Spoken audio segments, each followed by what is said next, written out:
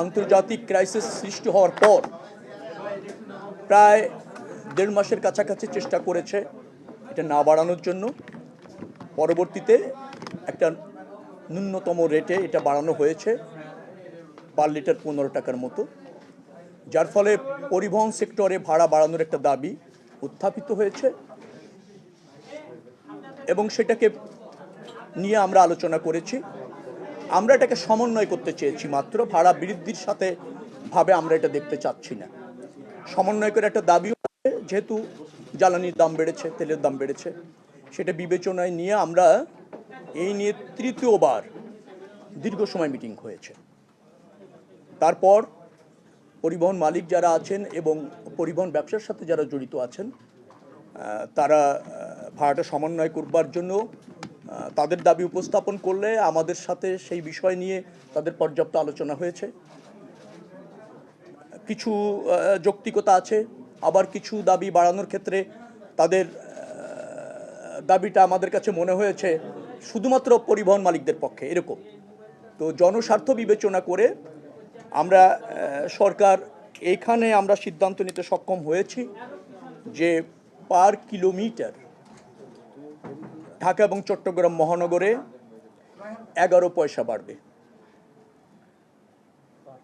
আন্তজেলা যেখানে 52 সিটের গাড়ি আছে সেখানেও পার কিলোমিটার 11 পয়সা বাড়বে। আর ডিটিসি একটা এরিয়া আছে আপনারা জানেন, এবং মিনি বাস, সেখানেও পার কিলোমিটার 11 পয়সা বাড়ানোর একটা সমন্বয় করার একটা সিদ্ধান্ত আমরা নিয়েছি। এটা সমন্বয় করতে চাই, কারণ আমাদের আগেই একটা ফর্মুলা আছে যে তেলের দাম বাড়ার সাথে সাথে কতটুকু সমন্বয় হবে ভাড়া, তার একটা ফরম্যাট আছে। তো তাতে যেহেতু 15 টাকা বেড়েছে, তো সেখানে পরিবহন মালিক সমিতির দাবি ছিল প্রায় 28 পয়সার মতো। তারা সেখানে ডলারের দাম বাড়ার ফলে তাদের যে পার্টসগুলি ইম্পোর্ট করতে হয়, বাস ইম্পোর্ট করতে হয়, সেখানে আগের চেয়ে অনেক বেশি ইনভেস্ট হচ্ছে, ব্যয় বাড়ছে, মেইনটেন্স ব্যয় বাড়ছে, সেটাও তারা এখানে যুক্ত করতে চেয়েছে। তারপর আরও কিছু বিষয় তাদের দাবি আছে, সব কিছু মিলে 28 পয়সার মতো তাদের দাবি ছিল। পরবর্তীতে এসে ক্যাব সহ অন্যান্যদের পরামর্শক্রমে এসে এটা 22 পয়সাতে এসে থাকে। আমরা সর্বশেষ গতকাল এবং আজ 2 দিন সবার সাথে মিটিং করে যারা এই সেক্টরে যুক্ত 11 পয়সা পার কিলোমিটার বাড়া না সমন্বয় বলবো আমি সবসময়ের জন্য একটা সিদ্ধান্ত নেওয়া হয়েছে।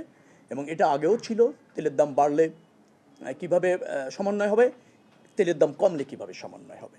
এবং আপনাদের এও জানিয়ে রাখি যে এই সমন্বয়টা শুধু এবার বৃদ্ধির ক্ষেত্রে না, তেলের দাম পুনরায় কমলে আবার এই একই প্রক্রিয়ায় ভাড়া কমবে, আবার তেলের দাম যদি বাড়ে কোনো কারণে তাহলে একই প্রক্রিয়ায় ভাড়া সমন্বয় হবে। অর্থাৎ এই সমন্বয়টা একটা চলমান প্রক্রিয়া থাকবে।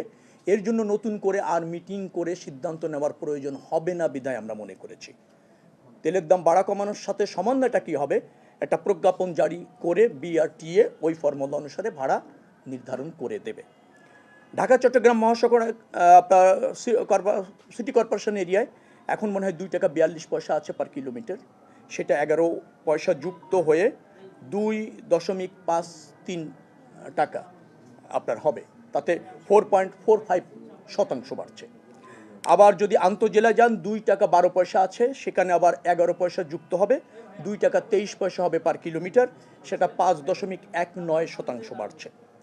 আবার ডিটিসি এরিয়া যেটা আছে সেখানে 2 টাকা 32 পয়সা আছে পার কিলোমিটার এই মুহূর্তে ভাড়া, সেটা 11 পয়সা যুক্ত হয়ে 2 টাকা 43 পয়সা হবে, যেটা 4.74% বাড়বে। আর এটাই হচ্ছে এই মুহূর্তে সিদ্ধান্ত।